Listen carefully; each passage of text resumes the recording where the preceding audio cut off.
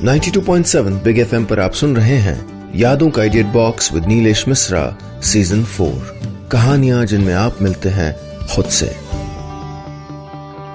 दोस्तों, हमने मंडली में एक नया प्रयोग करने की सोची, तो मैंने थोड़ा मंडली के सदस्यों की जिंदगी मुश्किल करने के लिए उनको अपने मन से कोई भी कहानी का एक टाइटल दे दिया और उस पे उनको एक कहानी लिखनी थी। तो उसी श्रृंखला में सुना रहा हूं आज की पहली कहानी, टिमटिमाते तारे, जिसको लिखा है अकबर कादरी ने। पूज्या कैलिफोर्निया के फॉक्स एवेन्यू के अपने घर में थी, जो अब उसे सिर्फ उसके पति का लगने लगा था। अपना जैसा जो था वो पिछले कुछ महीनों में खत्म हो गया था। पूज्या ने अपने बेडरूम के कोने में पड़ी अपनी स्टडी टेबल पे रखी हरे रंग की डायरी को खोला और लिखने बैठ गई। अपने पति के नाम एक शिकायतनामा लिख रही थी वो। प्रशांत, तुम वैसे नहीं रह गए जैसे थे। वो सादगी से भरे इंसान जिसे मैंने प्यार किया। हाँ, वक्त के साथ इंसान की सोच बदलती है, वो बदलता है, उसके रिश्ते बदलते हैं, लेकिन जब एक रिश्ता सिर्फ अपने अधिकारों की बात करने लगे तो दूसरा मरने लगता है। पिछले कई महीनों में तुमसे बात करना चाह रही हूं, लेकिन तुम्हारे पास मेरे लिए वक्त ही कहां है। सुनो, तुम्हारे पास वक्त ही कहां है जो सुनो। खैर, मैंने अमेरिका छोड़ने का फैसला कर लिया है, इसलिए यह खत लिख रही हूं। तुम्हें ये मेरा शिकायतनामा लग सकता है, लेकिन हर फैसले के पीछे कुछ कारण होते हैं, सो वो बताना जरूरी है। पिछले 1 साल से इकट्ठा इस दस्तावेज में मेरी कई रातें, कई दोपहरें और कई शामें दफन हैं, जिसमें मेरी घुटन का अंश मौजूद है। शायद तुम समझ सको। इससे आगे वो कुछ लिख पाती कि शिशु यानी उसका 1.5 साल का बेटा लड़खड़ाते कदमों से वॉकर से उठ के चल दिया। पूज्या ने लिखना बंद किया और दौड़ के उसको गोदी में उठा लिया। मुस्कुराते हुए बच्चे ने माँ माँ माँ कहते हुए पूज्या के गालों पे नन्ही हथेलियां चला दी। उसके गालों को चूमते हुए पूज्या ने कुछ घड़ी उसे टहलाया और वापस वॉकर पे बिठा दिया। फिर लिखने का मन नहीं हुआ तो डायरी बंद करके खिड़की की तरफ देखने लगी। सामने दिखने वाली खाली सड़क बिना ट्रैफिक और शोर के बिल्कुल सुनसान लग रही थी। ऐसी कि कभी कोई गुजर जाता तो उसकी आवाज सुन के जिंदगी धड़क उठती। एक ऐसा ही खालीपन आ गया था पूज्या की जिंदगी में, जिसपे शिशु की नन्ही हथेलियां जिंदगी बन के चमकती, लेकिन फिर से खालीपन छा जाता। वो हमेशा से तो ऐसी नहीं थी। दिल्ली यूनिवर्सिटी में पीएचडी करते वक्त उसके कदम एक जगह पे कहां रुकते थे। कभी फील्ड पे रिसर्च तो कभी लाइब्रेरी। कौन सा ऐसा सेमिनार था जो बिना पूज्या की भागीदारी के पूरा हो जाए। पॉलिटिकल साइंस डिपार्टमेंट की जान थी पूज्या, लेकिन प्यार वक्त और वतन देख के नहीं होता, बस हो जाता है, जैसे पूज्या को प्रशांत से हो गया। उसके पीएचडी की शुरुआत ही थी और दोस्तों की एक पार्टी में प्रशांत मिल गए थे। एक आईटी कंपनी में मैनेजर थे वो उस वक्त। इतनी जल्दी सब हो जाएगा किसी को पता नहीं था। सबने मना किया था पूज्या को कि माँ बाप की मर्जी के बिना शादी कर ली कोई बात नहीं, लेकिन पीएचडी बीच में छोड़ के अमेरिका चले जाना रत्ती भर अकल का काम नहीं है। आज पूज्या को अपने दोस्तों की वो सलाह याद आ रही थी। जिंदगी में कभी कभी हमें आसपास की आवाजें भी सुन लेनी चाहिए। 92.7 बिग एफएम पर आप सुन रहे हैं यादों का idiot box with Nilesh Mishra season 4। कहानियां जिनमें आप मिलते हैं खुद से। दोस्तों, मैं आपको सुना रहा हूं अपनी मंडली के सदस्य अकबर कादरी की लिखी कहानी टिमटिमाते तारे। इस कहानी में अब तक आपने सुना, पूज्या अपनी पीएचडी छोड़ के शादी करके हिंदुस्तान से अमेरिका में कैलिफोर्निया आ गई, लेकिन उसको लग रहा था कि जैसे उसका अस्तित्व खत्म हो रहा है, जो उसकी पढ़ाई और काम से जुड़ा हुआ है। अब आगे। प्रशांत कुछ दिनों के लिए बाहर गए हुए थे और पूज्या के मन की बेचैनी बढ़ती जा रही थी। शादी के बाद जैसे हिंदुस्तान छोड़ना आसान नहीं था, वैसे ही अब शादीशुदा जिंदगी का भरा पूरा परिवार छोड़कर अमेरिका से हिंदुस्तान जाना आसान नहीं होगा। पर जहां दिल जोर दे के कहे कि वही सच है तो वो वाकई सच होता है। और पूज्या का दिल कह रहा था कि अपना अस्तित्व बनाए रखना सबसे बड़ा सच है। उसे वापस जाके अपनी पीएचडी पूरी करनी है, अपने पैरों पे खड़ा होना है। वहां वॉकर पे बैठा शिशु खड़ा हो गया। पूज्या समझ गई कि उसको भूख लगी है। उसने उसे गोद में उठाया और किचन की तरफ निकल गई। सामने के रैक से सफेद चीनी की कटोरी उठाई और बेबी फूड घोलने लगी। गोद में लेटा शिशु खाते खाते सो गया। पूज्या ने उसके होठों पे लगे बेबी फूड को टिश्यू पेपर से साफ किया और उसे बिस्तर पे लिटा दिया। बिस्तर के नीचे रबड़ रखना नहीं भूली थी वो। वापस आके लिखने के लिए डायरी खोली तो डायरी के पहले पन्ने पे उसकी और प्रशांत की शादी की तस्वीर लगी हुई देखी। उसे शादी के पहले के वो पल याद आ गए जब प्रशांत के लिए घर वालों से जंग लड़ी थी उसने। आज भी जात बिरादरी की दीवार को लांघना, खासतौर से किसी लड़की के लिए, आसान नहीं है। कैसे गरजे थे पापा।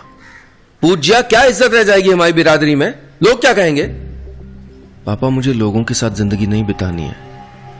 जबान चलाते हुए शर्म नहीं आती तुमको? शांति समझा लो अपनी बेटी को। पापा ने मां की तरफ देखते हुए कहा था तो पूज्या पलटी थी। मां से क्यों कुछ कहते हैं, मुझसे बात कीजिए ना पापा। तो आप मुझे पालने पोसने के बदले मेरी जिंदगी का फैसला करना चाहते हैं? पापा बस आंगन में खड़े रह गए थे। फिर न जाने कितने दिन हंगामा चला और घर वालों को पूज्या की बात माननी पड़ी थी। एक पूज्या थी जिसने सिर्फ प्रशांत के लिए सब कुछ दांव पे लगा दिया था, और एक प्रशांत है जिनके पास आज पूज्या के लिए ही वक्त नहीं था। डायरी पे सब तह बतह दर्ज करती पूज्या की कलम चलती गई। कभी कभी रिश्तों में ये एहसास दिलाना भी जरूरी होता है कि उन्हें किस कीमत पे पाया गया है। 92.7 बिग एफएम पर आप सुन रहे हैं यादों का edit box with Nilesh Mishra season 4, कहानियां जिनमें आप मिलते हैं खुद से। दोस्तों, मैं आपको सुना रहा हूं अपनी मंडली के सदस्य अकबर कादरी की लिखी कहानी टिमटिमाते तारे।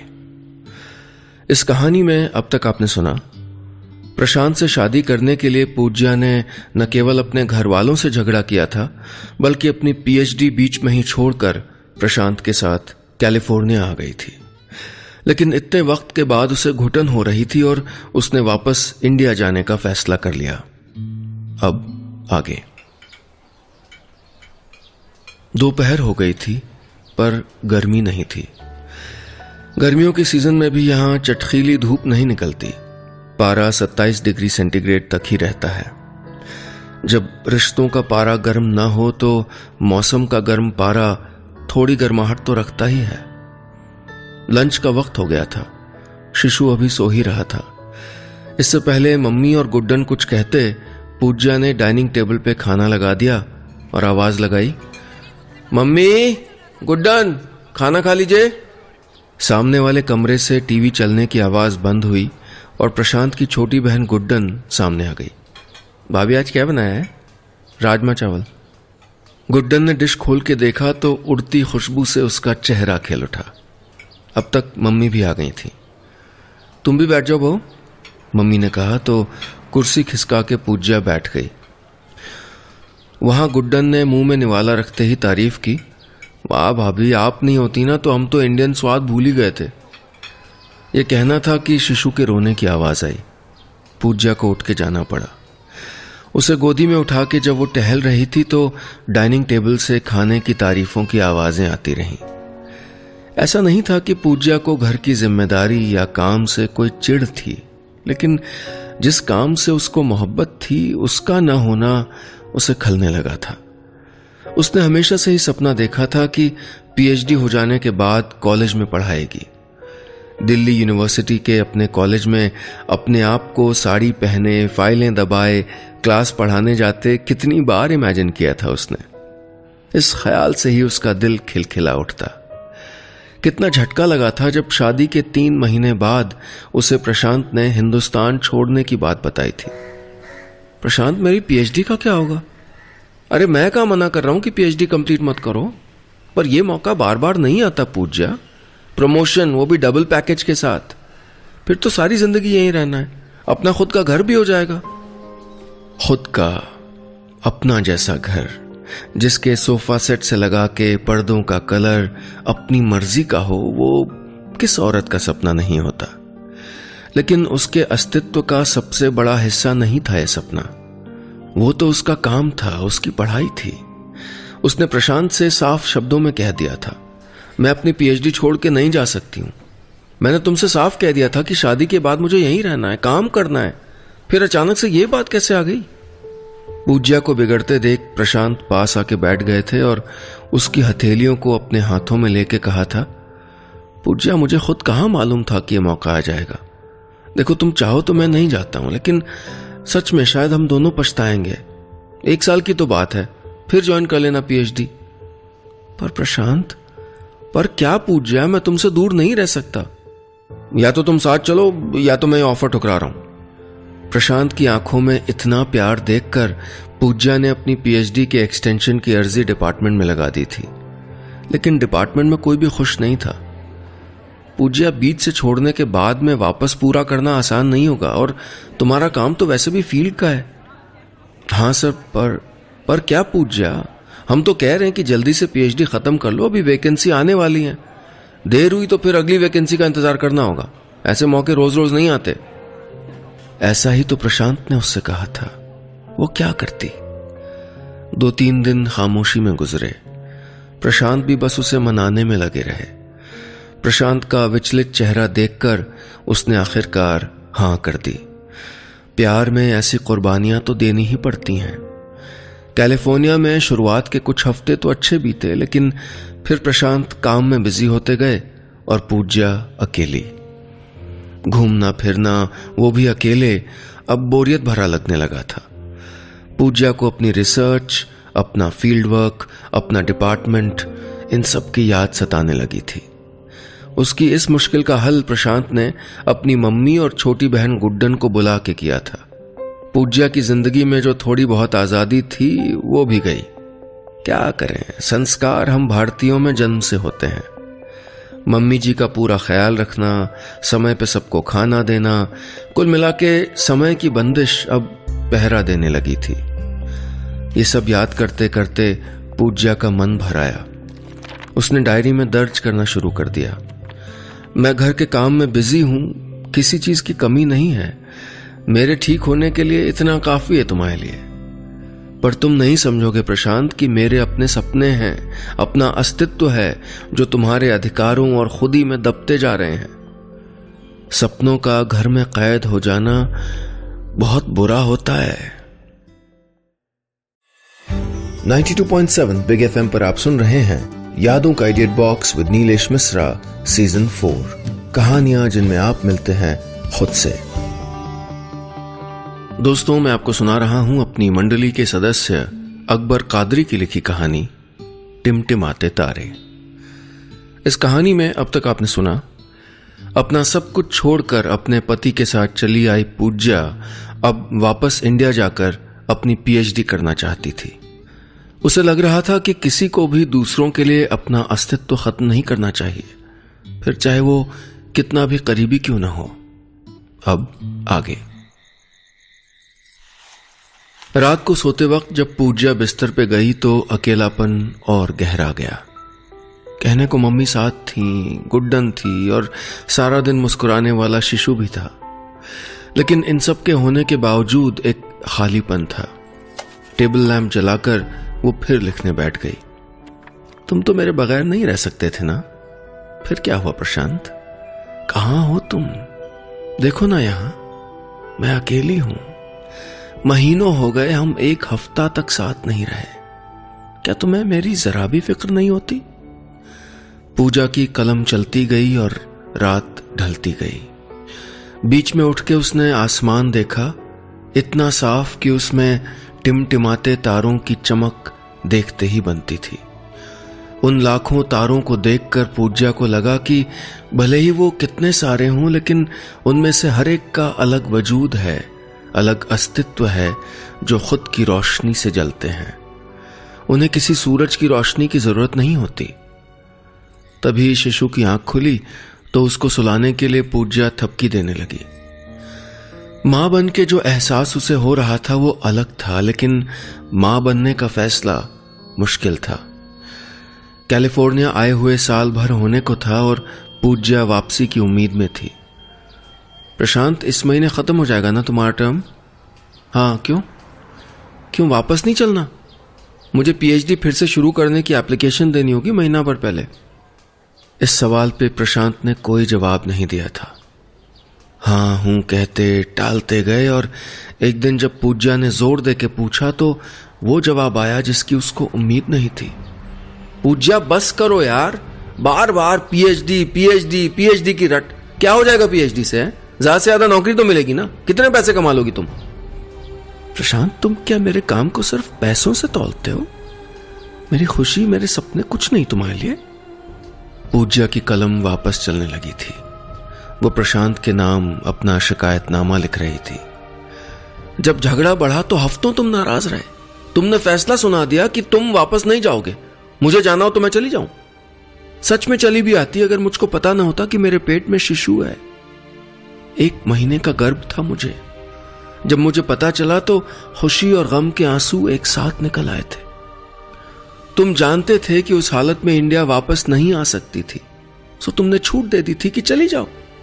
अगर मैं प्रेग्नेंट नहीं होती तो क्या तब भी तुम यही कहते, चली जा? नहीं, तब कभी नहीं कहते प्रशांत। शायद आसानी से मिले प्यार की तुमको कद्र नहीं है। तुमने कोई लड़ाई नहीं की, अपना कुछ नहीं छोड़ा। खैर, कल जब तुम वापस आओगे तो मेरा टिकट भी आ चुका होगा। मेरे फैसले से हैरान मत होना। मेरा अस्तित्व मेरे लिए सबसे बड़ा है। पूज्या। 92.7 बिग एफएम पर आप सुन रहे हैं यादों का idiot box with Nilesh Mishra, season 4। कहानियां जिनमें आप मिलते हैं खुद से। दोस्तों, मैं आपको सुना रहा हूं अपनी मंडली के सदस्य अकबर कादरी की लिखी कहानी टिमटिमाते तारे। इस कहानी में अब तक आपने सुना, पूज्या ने हिंदुस्तान वापस जाकर अपनी पीएचडी पूरी करने का फैसला कर लिया था। शादी के 2.5 साल बाद उसे एहसास हो गया था कि उसके लिए उसका अस्तित्व कितना जरूरी है, जो परिवार के बोझ के नीचे दब गया है। अब आगे। अगली सुबह पूजा ने मेल चेक किया। उसका इंडिया जाने का टिकट आ गया था। अपना सारा सामान पैक करने के बाद उसने अटैची एक तरफ रखी और खाना बनाने के लिए रसोई में चली गई। वो वापस इंडिया जाने की बात अभी किसी को बताना नहीं चाहती थी। नहीं चाहती थी कि उसके सपने पे कोई भी अपने प्यार का भावुक मलहम लगाए। इन्हीं मलहमों ने उसके जख्म को इतना बड़ा कर दिया था। शिशु वॉकर पे यहां वहां घूम रहा था। मम्मी और गुड्डन अपने कमरे में थी। तभी दरवाजे की घंटी बजी। दरवाजा खोला। प्रशांत थे। अंदर आते ही प्रशांत ने अपनी मीटिंग्स और आगे के शेड्यूल के बारे में बताना शुरू कर दिया। जानती हो पूजा, मेरी प्रेजेंटेशन से सब बहुत खुश थे। अब आपके प्रशांत पूरे नॉर्थ जोन के हेड हैं। अगले हफ्ते एक वर्कशॉप के लिए कनाडा जाना है। बस यहां सब कुछ ठीक रहा तो देखना तुम कहां से कहां पहुंचता हूं। ये बातें करते हुए अभी प्रशांत ने जूते उतारे ही थे कि पूज्या बोली, मैं इंडिया जा रही हूं प्रशांत। अचानक से आए इस सवाल के लिए प्रशांत तैयार नहीं था। क्या कहा? मैं इंडिया जा रही हूं प्रशांत। मैंने अपनी रिसर्च पूरी करने का फैसला कर लिया है। क्या बकवास कर रही हो पूज्या? अभी मुझे यहां रह के और काम करना है और मुझे वहां रह के।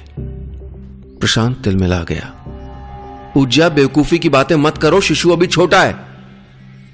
उसकी फिक्र तुम मत करो प्रशांत। वैसे भी वो यहां रहे या वहां, देखरेख तो मुझे ही करनी है ना, मैं कर लूंगी। आज पूज्या के इतने कड़े रुख को देखते हुए प्रशांत ने उसे समझाने की कोशिश की। पूज्या, मैं जानता हूं मैं इतने दिनों तुमको ज्यादा समय नहीं दे पाया, लेकिन इसका मतलब यह तो नहीं कि मुझे तुम्हारी या शिशु की फिक्र नहीं। बच्चे फिक्र से नहीं पाले जाते प्रशांत। कल शाम की फ्लाइट है। एयरपोर्ट आ सको तो अच्छा है, वरना मैंने टैक्सी बुक कर ली है। रात भर घर में हंगामा हुआ, लेकिन पूज्या ने फैसला ले लिया था। अगले दिन प्रशांत उसे छोड़ने आए तो पूज्या ने वो शिकायतनामे की डायरी उसे थमा दी। पूज्या की ये उड़ान आजादी की उड़ान थी, अपने सपनों की उड़ान थी। इंडिया पहुंचकर जब इतने सालों बाद पूज्या ने अपने कॉलेज के डिपार्टमेंट में कदम रखा तो उसे ऐसा लगा जैसे उसके पंख निकल आए हों। अपने किराए के मकान में वो रात पूज्या के लिए एक सुबह लेके आई थी। बैल्कनी में बैठी पूज्या के फोन की घंटी बजी। प्रशांत था। फोन उठाते ही वो फपक पड़ा। उसके आखिरी शब्द यही थे, मुझसे गलती हो गई पूज्या, मैं वापस आ रहा हूं। पूज्या ने आसमान की तरफ देखा। लाखों तारे टिमटिमा रहे थे। उनमें एक नन्हे तारे का अस्तित्व अभी अभी आया था। उसका नाम पूज्या था। बस इतनी सी थी ये कहानी।